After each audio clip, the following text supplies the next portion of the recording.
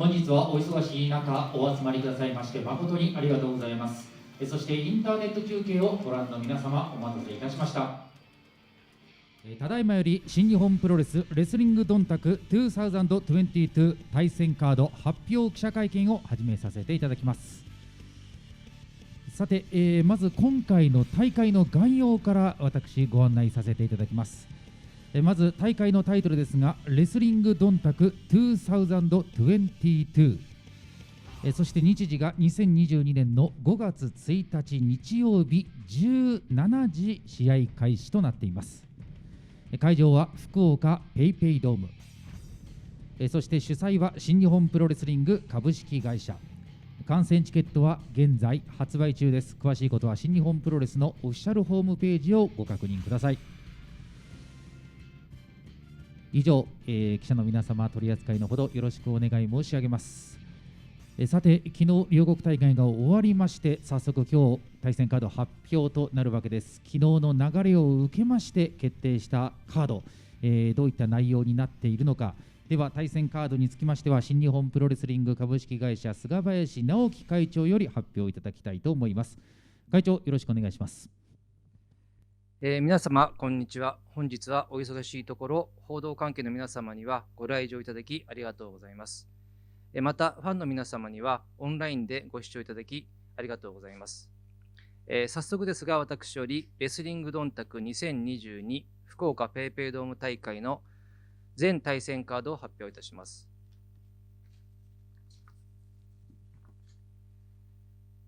第1試合スペシャル6人タッグマッチ、高橋宏夢、高木慎吾、藤波辰巳組対高道の区太一ザック・セイバージュニア組。第2試合スペシャルシングルマッチ、タンガロア対高橋裕次郎。第3試合 IWGP ジュニアタッグ選手権試合、第69代チャンピオンチームマスターワト田口竜介組対同期金丸義信組。第4試合 IWGP タッグ選手権試合3ウェイマッチ、第93代チャンピオンチームグレートオーカーンジェフコブ組対吉橋後藤弘樹組チェイズ・オーエンズバッドラック・ファレ組。第5試合ネバー無差別級選手権試合、第35代チャンピオンイービル対タマトンガ。第6試合 IWGP ジュニアヘビー級選手権試合、第91代チャンピオンエル・デスペラード対石森泰治。第7試合 IWGP US ヘビー級王座決定戦、棚橋宏対ウィル・オスプレイ。第8試合 IWGP 世界ヘビー級選手権試合、第4代チャンピオン岡田和親対チャレンジャー内藤哲也。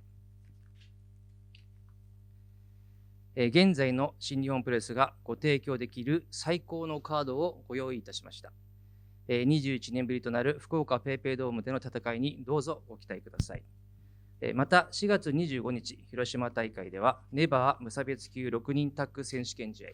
そして KOPW2022 争奪戦が行われます。またその他大会の対戦カードは公式ホームページをご参照ください。私からは以上です。ありがとうございました。はい、会長ありがとうございました。21年ぶりとなりますペイペイドームでの戦い、新日本プロレスがご提供できる、最高の対戦カードが揃いました。皆様取り扱いのほどよろしくお願い申し上げます。さて、それではですね、先ほど発表された対戦カードの中から、いくつかですね、このタイトルマッチに関しまして出場選手にこれより登場いただきまして、そしてコメントをいただくことになっています。今日は3つのタイトルマッチ取り上げたいと思います。まずはじめに IWGP ジュニアヘビー級選手権試合の会見から始めさせていただきます。先ほど発表がございましたエル・デスペラード選手に対しては石森泰治選手の挑戦が決定しております。では両選手これから登場いただきます。まずはチャレンジャー石森泰治選手の登場です。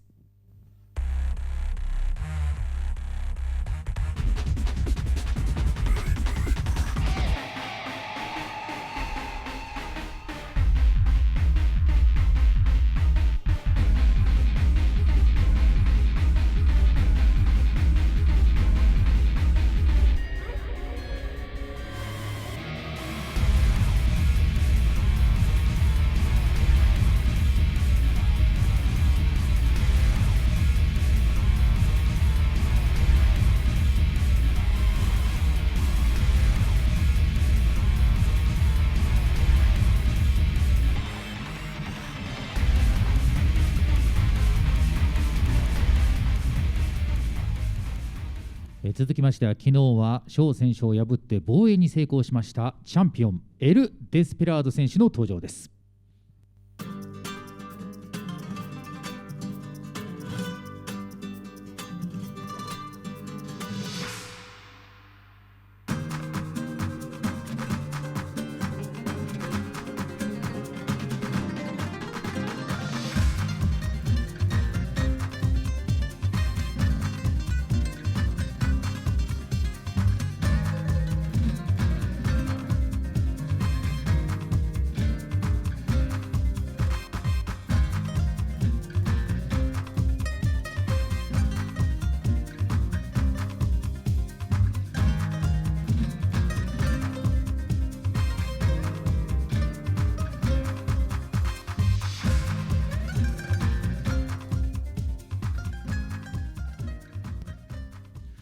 では両選手揃いましたのでコメントをいただきたいと思います。まずは昨日の挑戦表明から今日正式に挑戦が決定しました石森選手からお願いします。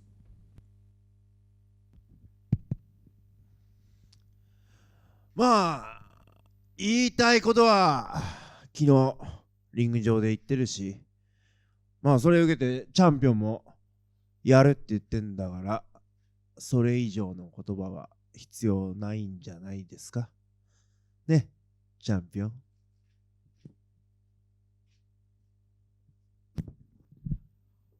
はい、ありがとうございました。では一方のチャンピオンデスペラード選手お願いします。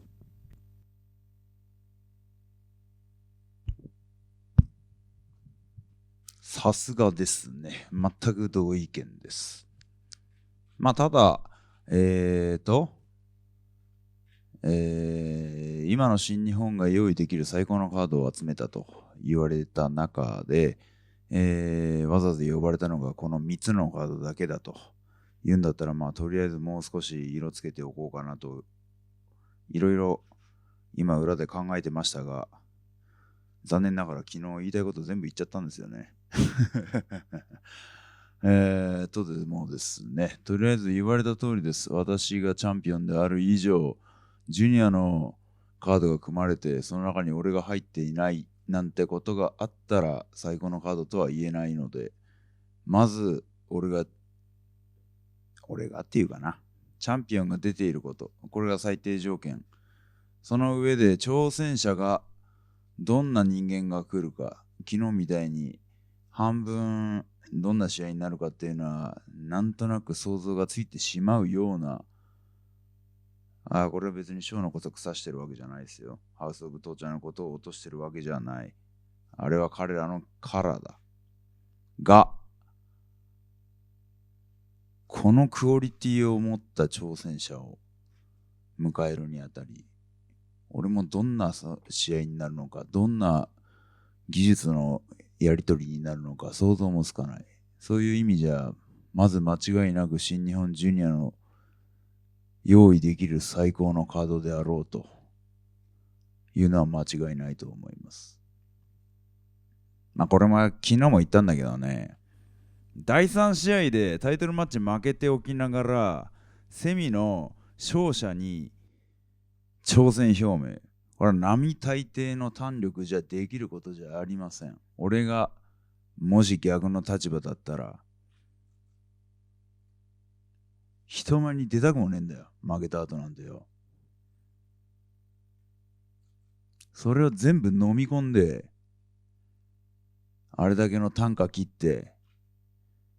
で俺が喋ろうと思ったらフランシスコ・アキラ来て、話の腰がボキッと音を立てて折れたにもかかわらずだ、最後の最後までチャンピオンのことを睨んでるチャレンジャー、こんなに面白そうなカードないでしょ。新日本ジュニアのツートップデスペラードとヒロムみたいな風潮が一時ありましたが、俺は完全に否定派です。なわけはねえだろ。技術で言ったら確実にこいつの方が最高峰。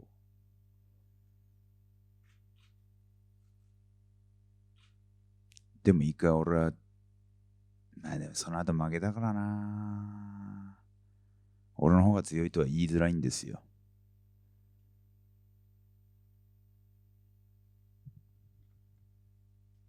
でも今回はきっちりチャンピオンとしてチャレンジャーを迎え撃ちます。ありがとうございます。それではプレスの皆様より質問を受け付けたいと思います。今日は選手の囲み取材は予定しておりませんので、ご質問ある方はこの場でお願いいたします。ご質問ある方は挙手の上、媒体名、お名前をおっしゃった上でお願いします。では、ご質問ある方、どうぞ。はい、どうぞ。はい、新日本オフィシャルです。じゃあ石森選手、今、デスペラード選手から、その負けたにもかかわらずというような発言もありまして、で同時にその技術では最高峰だというような、称えるような発言もありましたが、この一連の発言についていかがでしょいやー、また痛いとこついてくるね。まあ、負けたのは棚に上げてるけどさ。でもよ、あそこで名乗り上げなければ、誰も行かなかったやろ。ね。それに、技術は最高峰とかそういう風に言ってるけど、そんならしくないこと言うなよ。本当に。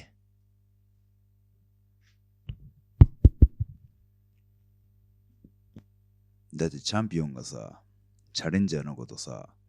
こんなやつ、こんなやつ、こんなやつっつって下げて、そいつに勝って何が面白いんだよ。自分より強い部分を見つけて、そこのこと持ち上げておいて、その上で勝つからチャンピオンなんじゃないですか。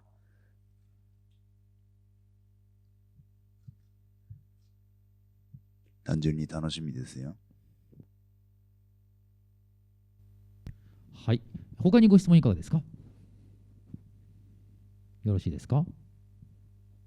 はい。では、質疑応答以上とさせていただきます。では、両選手揃っての写真撮影と参りましょう。両選手、ご講談ください。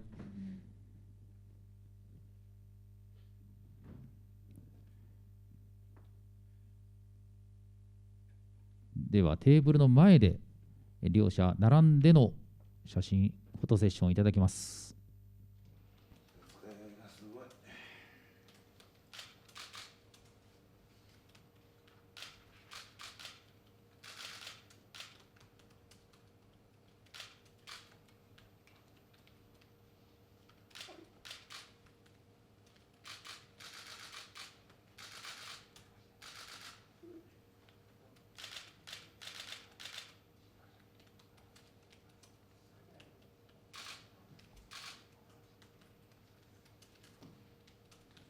はい、ありがとうございました。それでは両選手ご退場ください。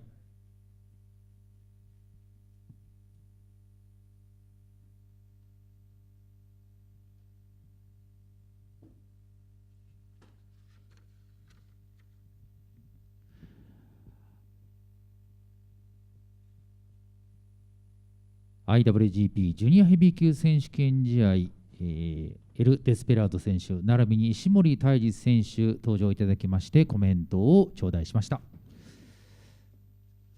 さて続きましては IWGP US ヘビー級王座決定戦の会見を行います。この決定戦は昨日の両国大会で真田選手が負傷のためベルトを返上いたしました。その王座返上を受けまして決定したものでございます。なおウィル・オスプレイ選手に関しては海外で試合がございますため本日の会見は欠席となりますことをご了承ください。従いまして今日は棚橋宏選手のみに登場いただきます。では棚橋宏選手の登場です。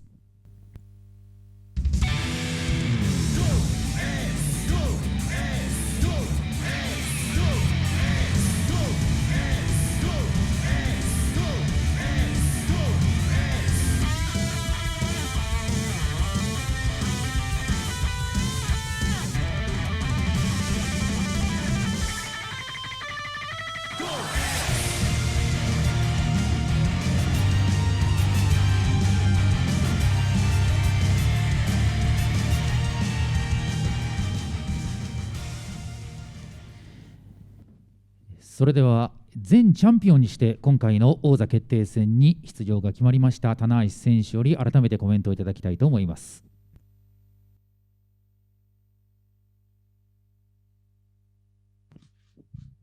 改めまして新日本プロレス100年に一人に伝え棚橋宏です。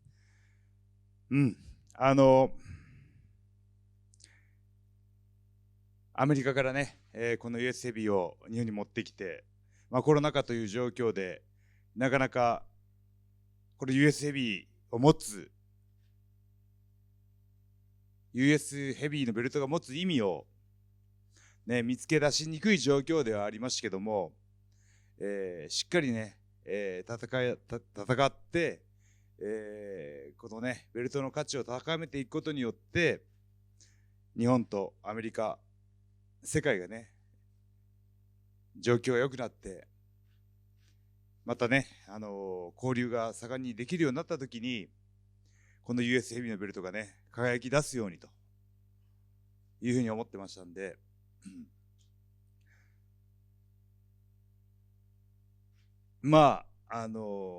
ベルトに関して言うと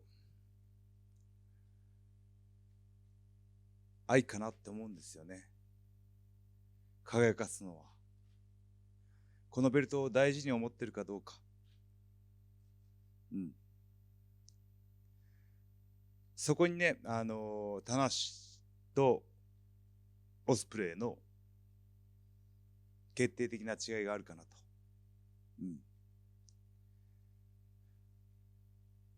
このね、まだ、5月1日の福岡ドームまで時間がありますんで、ただね、他のタイトルマッチのように、シリーズを通して前哨戦がないんですね。オスプレイ帰ってますんで、5月1日のペイペイドームが一発勝負。現在のね、選手としてのキャリア、コンディションから見ると、自分でも棚橋不利だなっていうのは思いますけども、この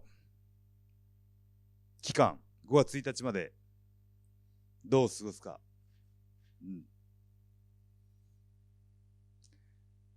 何か策を練るのか、一生懸命ダイエットするのかね、この時間をどう過ごすかが大事になってくると思うので、何かね一つはやり遂げたいなと。よくあるんですよね。タイトルマッチは決まってるけど棚橋だけ前哨戦の相手がいないとかね、そういうことも多々ありましたんで、戦いを通して期待感は上げることはねできないですけども、だんだんこうバキバキに絞り上げられていく棚橋の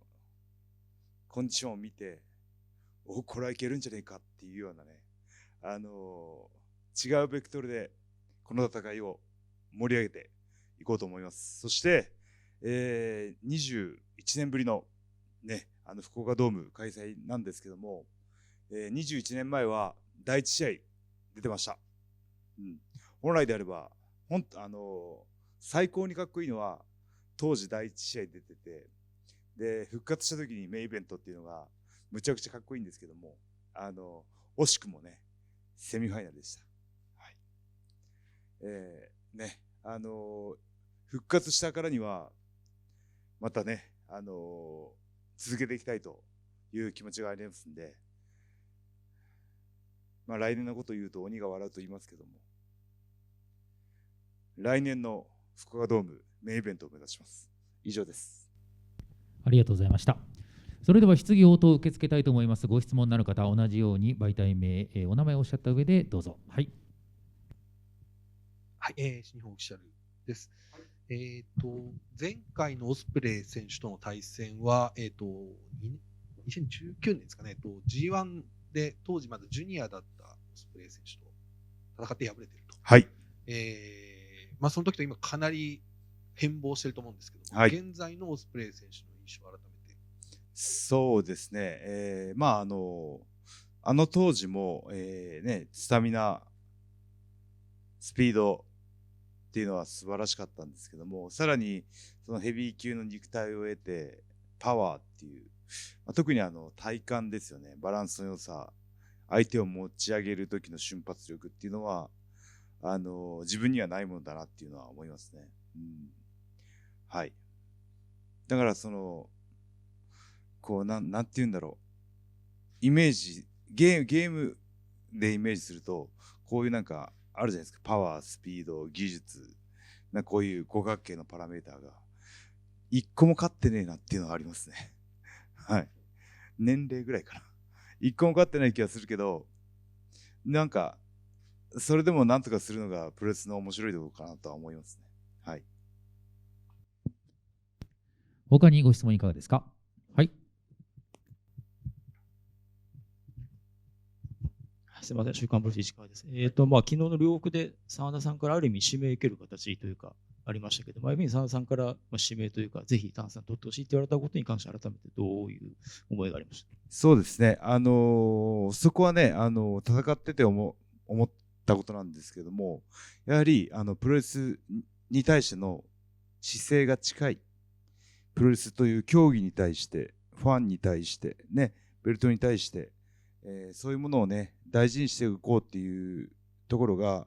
真田選手からは感じられたので、戦っていて、まあ自然とリスペクトが生まれたというか、はい。なので、しっかり昨日もリング上で言いましたけども、しっかり直して、またねこの新日本のね戦いのねこう最前線に戻ってきてほしいなと思いますね。はい。今回この結果的に澤田さんが欠場になってってありましたけど、はい、仮にこれがなかった時に田中さんもしかしたらタイトルマッチ組まれてなかったか可能性もあるわけじゃないですか。そうです、ね。そういう中でこういう、結果的に、タイトルマッチとして福岡ドームに、戻ってこれるという表現さっきおっしゃいましたけど、こうやってドームでタイトルマッチ組まれたことに関してはいかがですか？これはいやただのラッキーだと思いますね。はい。ただチャンスをねものにできるかどうかっていうのはね自分次第なんで、はい。そこはプラスに捉えたいと思います。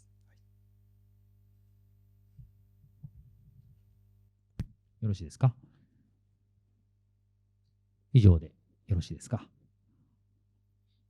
はい。それでは質疑応答は以上とさせていただきます。棚橋選手、ありがとうございました。ありがとうございました。それではご退場いただきます。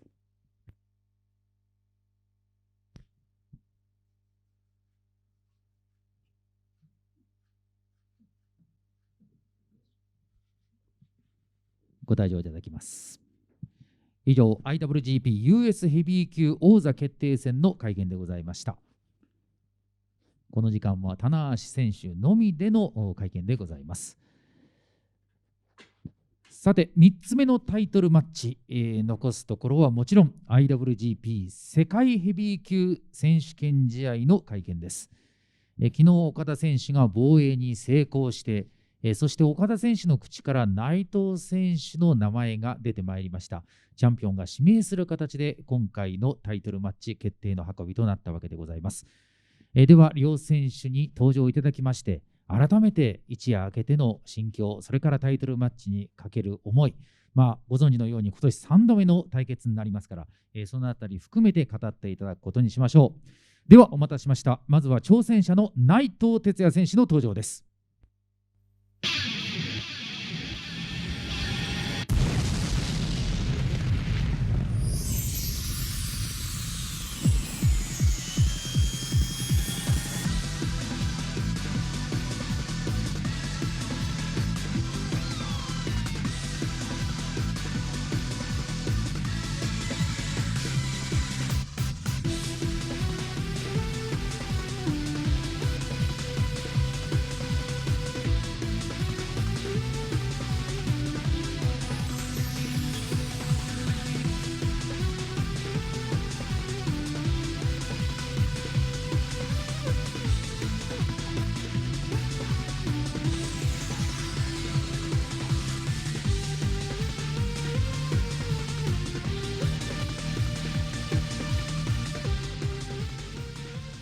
では続きまして、昨夜3度目の防衛に成功しましたチャンピオンの岡田和親選手の登場です。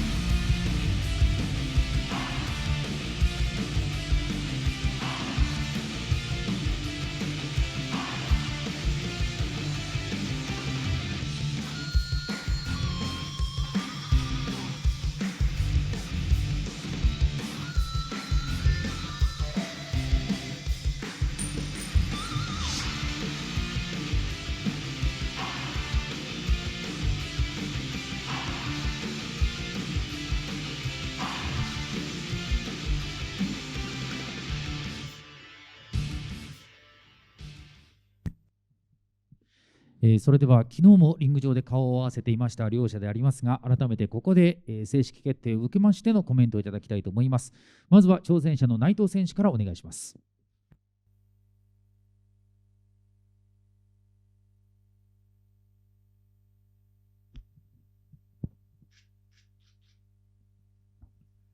ブエノスディアス。ブエノスディアス。ちょっと時間が早いんでね。まだとても眠い、mucho sueñoですが、なんとか会見場に間に合いましたよ。昨日リング上でも言いましたが、メインイベント終了後、帰ろうと荷物をまとめて駐車場に向かいました。その途中に岡田の声が聞こえて、聞いてみたら俺のことを呼んでいると。急いで準備しましたよ。そう、トランキーロじゃいられなかったっすね。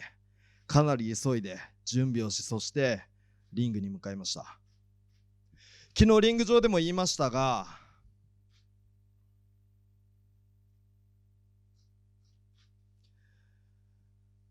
まさか俺の名前が岡田の口から出てくるとは思ってませんでした。ただ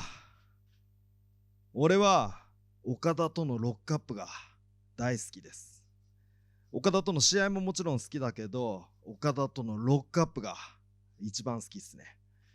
その俺と岡田がロックアップする姿を次のシリーズは西日本のお客様、そして最後は福岡ペイペイドームのお客様にお見せできると。ぜひ目を開いてじっくりと俺と岡田がロックアップする姿を見ていただきたいなと思います。あと、昨日決まったばっかりですし、まだシングルマッチを行う日まで時間もありますので、あまり考えはまだまとまってないですけど、最近俺は今っていうフレーズをよく使うし大事にしてるんですけど、今を大事にすることが未来へつながる。確かに俺の今年の目標は来年1月4日東京ドーム大会のメインイベントではあるけど、目の前のニュージャパンカップを頑張った結果、岡田から指名を受けたと。やっぱり今を大事にすることって未来につながるなと改めて思ったし、確かに俺の目標は来年の東京ドームでも、今目の前の試合を、目の前の敵をしっかり見て、しっかり戦うことが未来へつながるはずなので、未来に向けて一歩、いや2歩、3歩前進したいなと思います。ありがとうございました。では対するはチャンピオンの岡田選手お願いします。昨日はですね、両国大会でニュージャパンカップ覇者の、ザック・セイバーを倒すことができました。とても関節技に苦しめられましたし、4年前も戦いましたけれども、4年前とは違うザック・セイバージュニアがそこにいまして、正直とても苦しい戦いでしたけれども、倒すことができてホッとしております。そしてですね、そのニュージャパンカップ、僕が優勝できなかったのは横にいる内藤さんに負けたからであって、防衛戦では札幌では勝ってますけれども、その後負けてますんで、ニュージャパンカップ8社は倒しましたんで、次は僕も倒した内藤さんをですね、今年に関して言えば1勝1敗ですけれども、3度目の戦いをして、しっかりと僕が勝って次の未来に進んでいこうかなと思っております。21年ぶりの福岡ペイペイドームということで、僕もね21年前どんなカードをやってたのかなと見てたんですけれども、僕がね本当新日本プロレス好きになって見てた時のカードがねたくさん並んでいたので、でもそれよりもあの時21年前よりも今の新日本プロレスの方が面白いと思いますし、またあの時はプロレスを見てたよっていうね人たちにまた戻ってきてもらえるような福岡ペイペイドームにしたいと思いますので、よろしくお願いします。ありがとうございました。それでは両選手への質問を受け付けたいと思います。先ほども申し上げましたように、囲みの今日は取材というのは設けておりませんので、この機会にお願いします。はい、どうぞ。東京スポーツの岡本と申しますけれども、両選手にお聞きしたいんですけれども、2月、3月とそれぞれ戦って5月の試合になります。非常に短期間の中で3度目の対戦ということなんですけれども、そのあたりについてどう思われているかをそれぞれお聞かせいただければと思います。では、内藤選手からお願いします。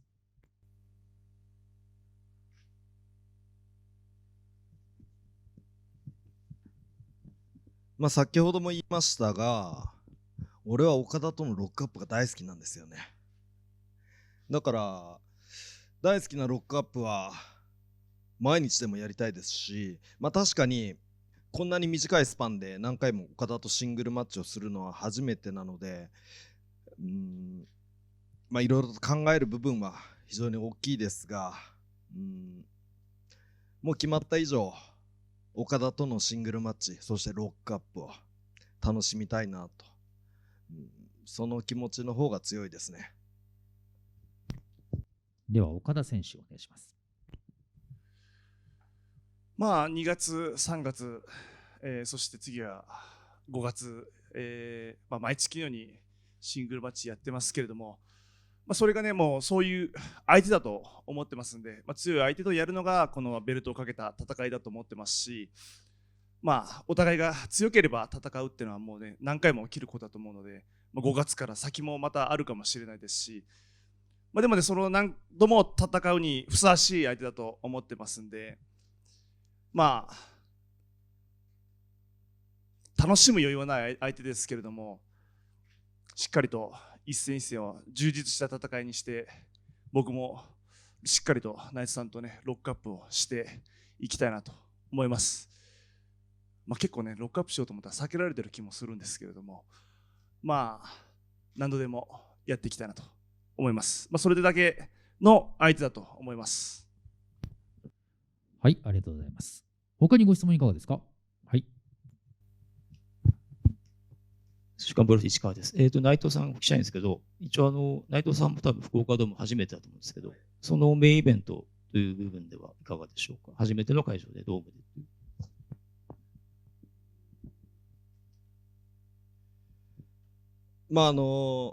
プロ野球は見に行ったことあるんですけど、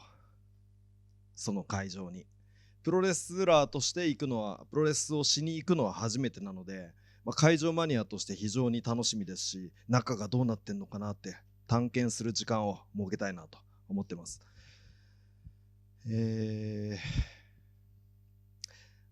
質問は何でしたっけ。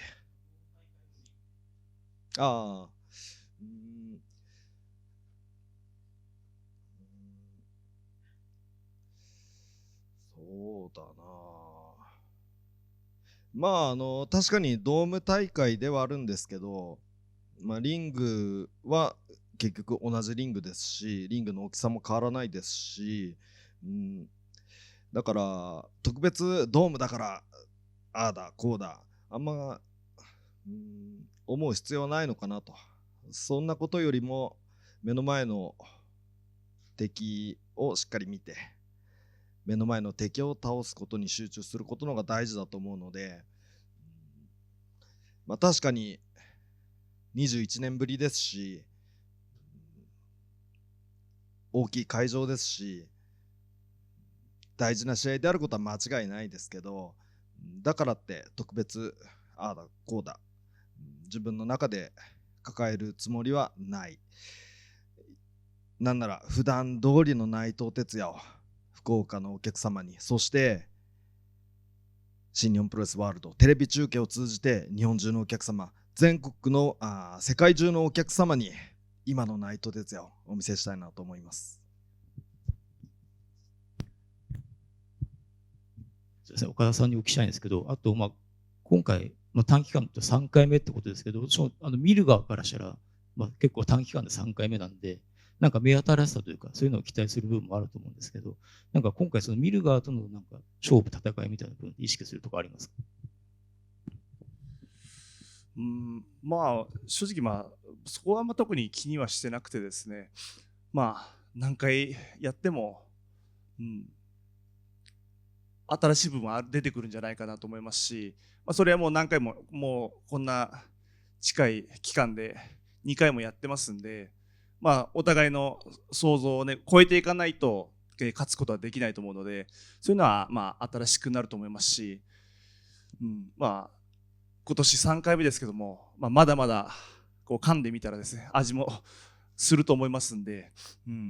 ちょっとしかね、まだ岡田内藤ってのを楽しんでないんじゃないかと。まだ本当に前菜ぐらいしかね終わったところでないと思いますし、これからメインディッシュに向けてどんどん楽しんでいってもらいたいなと思います。はい、それでは続きまして。はい、新日本公式です。お二人というか、まず岡田さんに伺いたいんですけども、今回が通算13度目の対決で、6勝、イーブンの勝率ということで、過去お二人のキャリアでここまで、いろんな局面で戦い合ってきた相手というのはちょっといないのではないかなと思います。で、岡田選手はあまりライバルという言葉は使わないですけども、改めてこの内藤哲也選手というのはどんな存在か伺えればと思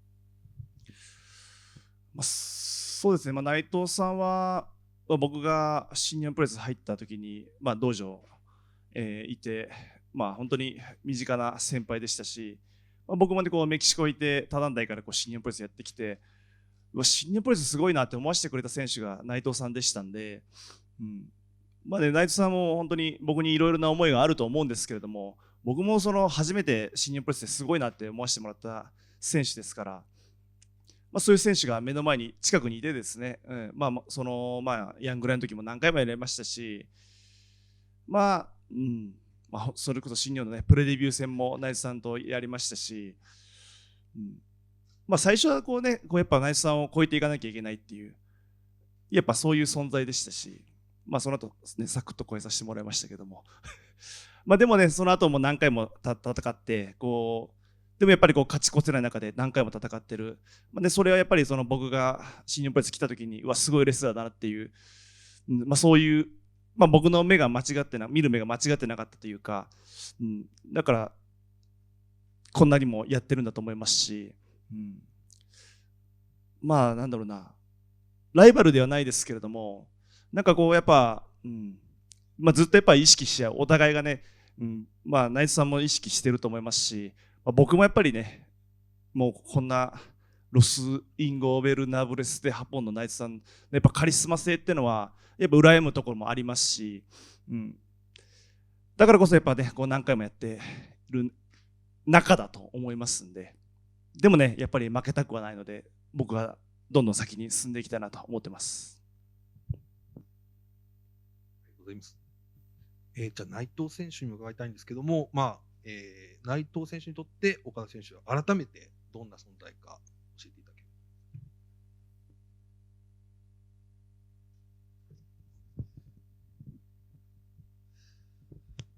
すか。そうですね。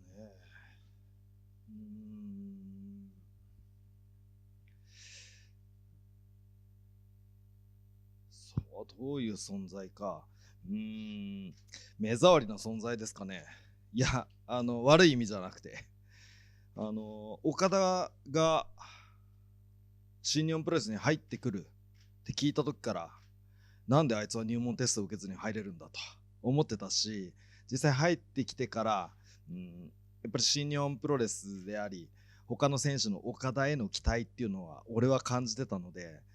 なんで外から入ってきた岡田にみんな期待してるんだと、悔しいなってずっと思ってました。実際先に IWGP ヘビー級王座も取られましたし、G1 も先に優勝されましたし、あれされましたっけあれ俺の方が先だったかな、ちょっと忘れちゃった。ベルトは先に取られましたから、やっぱ常に嫉妬の対象でしたね。ただ理由はなぜか分かりませんけど、今は割と岡田和親っていう存在をちょっと余裕を持って見れるかなって、それぐらい何か今の俺には余裕があるかなと、だからこそ思えるのかもしれない、だからこそ言えるのかもしれない、ちょっと分からないけど、その岡田和親っていう存在があったからこそ今の俺があるのかなと。だから今となっては素直に言えますよ、岡田グラシアスってね。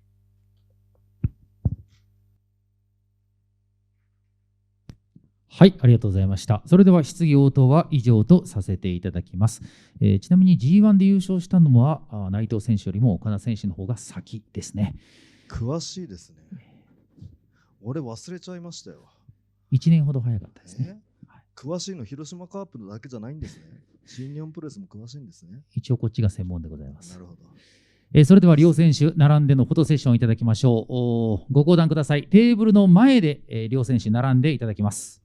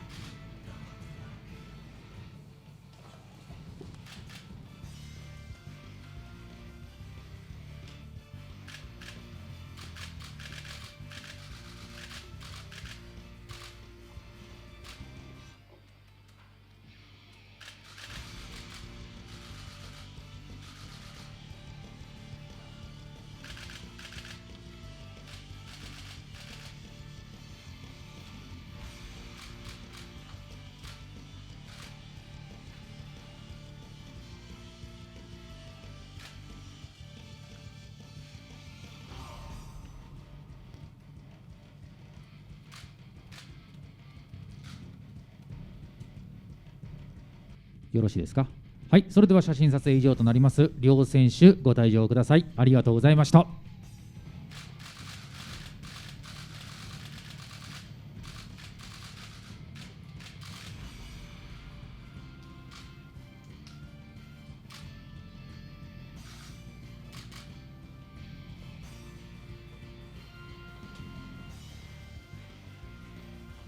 はい、以上をもちましてレスリングドンタク2022、対戦カード発表記者会見を終了させていただきます。配信のご覧の皆様、最後までご視聴誠にありがとうございました。5月1日 PayPay ドーム21年ぶり新日本プロレス開催でございます。本当に新日本プロレスの激しい戦いにどうぞご期待ください。